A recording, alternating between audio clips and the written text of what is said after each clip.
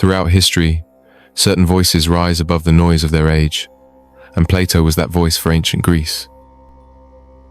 He didn't keep philosophy locked away in ivory towers for the privileged few. He dragged it into the light where anyone willing to think could access it. 2,000 years after his death, we're still studying his work. That should tell you something about the power of ideas done right. Born in Athens around 428 BCE, the man we know as Plato wasn't even called that at birth. His given name was Aristocles. They called him Plato because of his broad chest and shoulders, a testament to his physical prowess as an athlete who competed and won at the Isthmian Games. But his life's trajectory changed when he met Socrates. For nearly a decade, he followed Socrates through the streets of Athens, watching him interrogate merchants, politicians, and self-proclaimed wise men, dismantling their certainties with relentless questioning. This wasn't just academic training. This was baptism by fire into a way of thinking that valued truth above comfort, wisdom above reputation. When the Athenian authorities executed Socrates, Plato was only 28 years old. The state suspected him of plotting his master's escape, so he left Athens and traveled for 12 years through Egypt, Italy, possibly Judea and India. He witnessed firsthand how different societies organized themselves, how power corrupted, how ignorance bred suffering. These weren't leisurely tours. They were investigations into the fundamental question that would obsess him for life. How should human beings live together? When he returned at age 40, he founded the Academy, one of the first organized schools in Western civilization. The Academy operated continuously for over 900 years, until Emperor Justinian closed it in 529 CE. 9 centuries of uninterrupted philosophical inquiry, producing minds that would shape mathematics, science, ethics, and politics. Aristotle himself studied there for 20 years before tutoring Alexander the Great. Watching Socrates die gave Plato 2 things: a burning contempt for democracy and an obsession with finding a way to ensure the wisest and best could rule. He wanted to create the ideal state, and he did exactly that in the Republic. But he started by asking the hard question: why has this perfect state never existed? His answer cuts to the bone: human nature. Our greed and ambition cause states to war over territory and resources. Even if we avoid external conflict, class division and cultural strife tear us apart from within.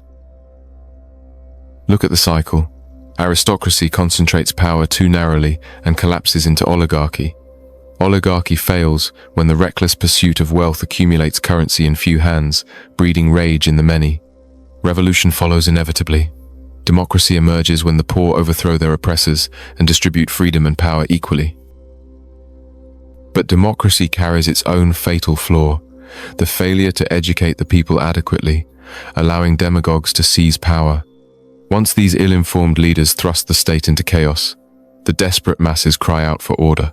Whoever delivers the most convincing lie becomes their champion, their autocrat. This nauseating cycle continues endlessly unless we understand human nature first. Plato witnessed this cycle personally. He saw Athens descend into foolish military adventures that cost tens of thousands of lives. He watched the democracy that produced Sophocles and Euripides condemn the wisest man in Athens to death for asking uncomfortable questions. The lesson burned itself into his consciousness. Without wisdom at the helm, even the noblest ideals become instruments of destruction. Governments reflect the characters of the people in them. According to Plato, human behavior springs from 3 sources: desire, emotion, and knowledge. Desire encompasses impulse and instinct. Emotion contains ambition and courage. Knowledge holds intellect and reason. Your behavior depends on which source drives you most powerfully. Most people never examine this. They drift through life pulled by whichever force screams loudest at any given moment. Those driven primarily by desire should become producers, farmers, businessmen, merchants. Those driven by emotion should become auxiliaries, military officers, and executive aides. The rare few driven by knowledge should become guardians, rulers, philosopher, kings, These individuals possess the wisdom to see beyond immediate gratification and tribal loyalties to perceive what truly serves the common good. Success depends on enabling each person to perform the tasks their nature suits them for. Ruin comes when someone driven by wealth becomes ruler. To select rulers properly, Plato designed an intricate system. Start with complete educational equality, no barriers based on class, race, or gender. This was radical in ancient Athens, where women had virtually no public role and birth determined destiny. Plato insisted that intelligence and virtue know no gender, that a gifted woman deserves to rule over a mediocre man. Send everyone over 10 years old out of the city to protect the children from their parents' habits. For the first decade, education consists predominantly of physical and musical activities to reveal natural dispositions while instilling moral foundations. Physical training builds courage and discipline. Music, encompassing poetry, rhythm, and harmony, shapes the soul toward beauty and order. Religion serves a purpose too. It provides moral grounding and helps those not chosen for high office accept their positions without resentment. At 20, students face their first examination, testing academic knowledge, practical skills, and theoretical understanding. Those who fail become producers. Those who pass receive 10 more years of education, diving deeper into mathematics, astronomy, and the theoretical sciences. Mathematics particularly fascinated Plato because it demonstrated how reason could grasp eternal truths independent of changing sensory experience. At 30, they face a second, harder examination. Failures become auxiliaries. Survivors study philosophy for 5 years, focusing on metaphysics and politics. They learn to question assumptions, trace arguments to their foundations, distinguish appearance from reality. Then life itself becomes their teacher for 15 more years. They descend from the heights of theory into the messy world of administration, judging disputes, managing resources, leading people. Theory without practice produces dreamers who cannot execute. Practice without theory produces technicians who cannot conceive alternatives. The fusion creates wisdom. Those who successfully complete this gauntlet at age 50 automatically become rulers. By this age, ambition has cooled, physical desires have diminished, and the only motivation that remains is genuine concern for justice and the good of society. They have been tested in every conceivable way, physically, intellectually, morally, practically. They have nothing left to prove and everything to give.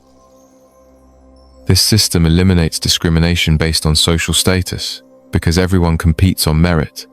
It solves democracy's critical flaw, electing unqualified people to high office. You might question whether this utopia could ever exist. Perhaps it can't. But developing these ideas provides ingredients others can use when opportunity arises. The Republic's core premise is ethical, centered on justice. In Plato's society, justice means each person occupying the role they're best suited for. A just person occupies the right place, does their best, and gives full equivalent of what they receive. A just society effectively coordinates these individuals into an efficient whole. This contrasts sharply with other moral views. Jesus emphasized kindness and charity to the weak. Nietzsche championed the power of the strong. Plato believed morality meant achieving harmony of the whole. His metaphysics emerged most clearly in his doctrine of ideas, the theory of forms. Plato explained the universe's unperceived duality, the physical realm we detect through senses, and the realm of forms we conceive through reason and thought. Consider any object, say a dog. You sense its features in the physical realm, but behind those features exists the general idea or ideal of a dog, an everlasting and changeless form existing beyond sense perception. Even when color, age, or breed changes, the general idea of dog remains constant. This idea, Plato argued, is more real than what we perceive through our senses. The physical realm merely imitates temporarily what exists in the realm of forms. Every beautiful thing participates in beauty itself. Every just action reflects justice itself. These forms are not abstractions derived from experience, but eternal realities that give meaning to experience. Not without reason did he place a sign above the academy's door reading, "Let no man ignorant of geometry enter here." In the Republic's allegory of the cave, Plato illustrated the philosopher seeking to look past subjective reality in pursuit of objective truth. This image captures everything about his project: the conviction that beyond appearances lies truth, that wisdom requires courage to turn away from comfortable illusions, that most people live in shadows while the real world blazes with light they refuse to see. Plato's voice still resonates because he understood something fundamental. Ideas shape reality more powerfully than material circumstances. The forms he described aren't mere abstractions. They're the templates by which we recognize truth, beauty, justice, and goodness. When you grasp this, you understand why civilizations rise and fall, why some lives burn with meaning while others waste away in mediocrity, why the examined life isn't just recommended but the only one worth living. This is what separates those who merely exist from those who truly live. If this journey into Plato's mind expanded your understanding, smash that like button and subscribe for more philosophy that actually matters. Tell me in the comments which philosopher you want explored next. Until next time, keep questioning everything. And remember, the unexamined life is not worth living.